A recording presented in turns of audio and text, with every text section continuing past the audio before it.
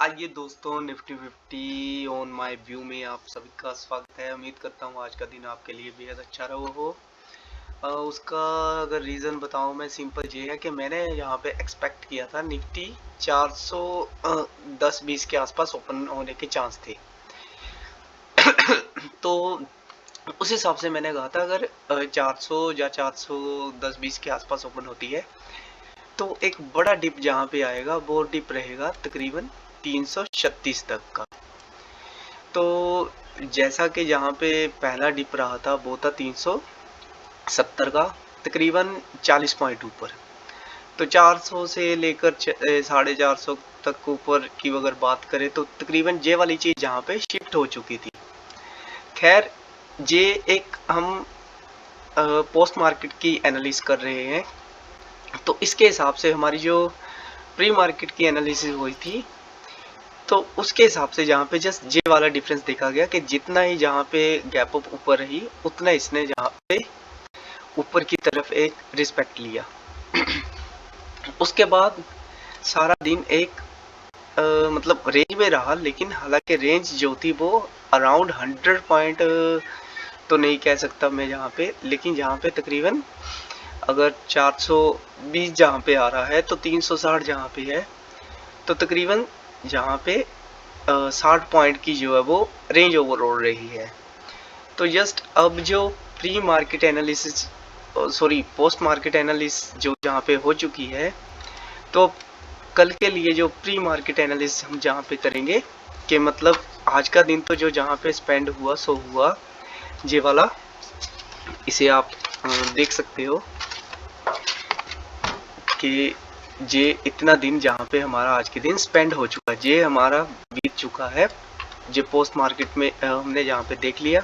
अब जहाँ पे जो प्री मार्केट रहेगा उसके लिए एनालिसिस यहाँ पे मैं करूँगा कि डायरेक्शन ऊपर के लिए बनेगी, नीचे के लिए बनेगी, किस मेथड से बनेगी वो मैं यहाँ पे क्लियर करूँगा।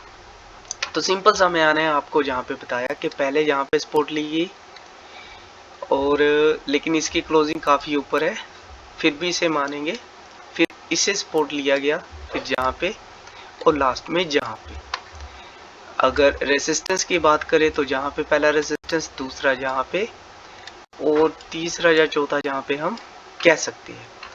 तो ओवरऑल दोनों ही तरफ 4-4 पॉइंट हमारे पास है।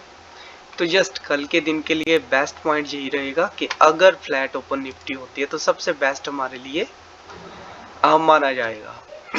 तो लाइन चार्ट करूंगा मैं एक बार, जहाँ पे लाइन चार्ट के हिसाब से जहाँ पे इन दो चीज़ों को जहाँ पे मैं इनके हिसाब से जहाँ पे लगाऊंगा अपर बॉन्ड और नीचे का रहेगा मेरा इनके हिसाब से। तो ये दो चीज़ें मैं जहाँ पे लगाऊंगा और इसे कर लूँगा लॉक।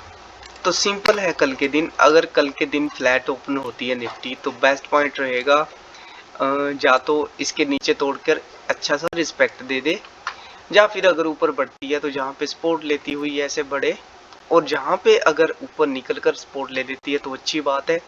अगर जहाँ पे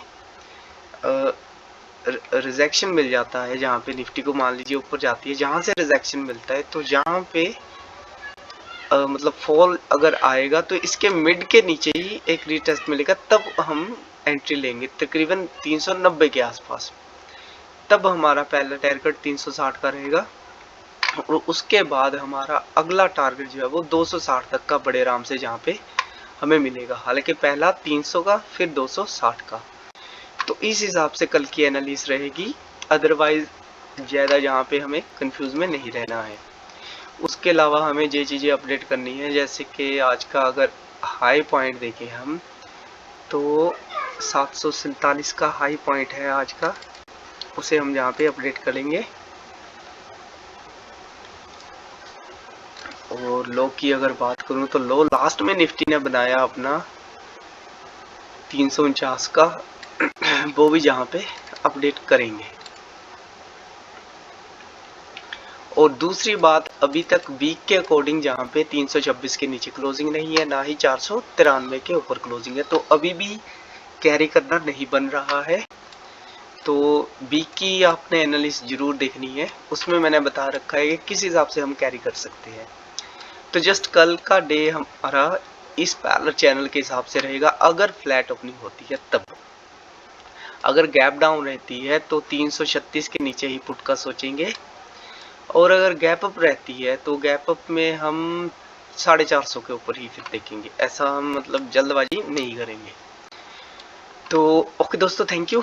कल का ट्रेडिंग डे मेरा रहेगा 76 वेडनेसडे 24 अप्रैल 2024। ओके दोस्तों, थैंक यू।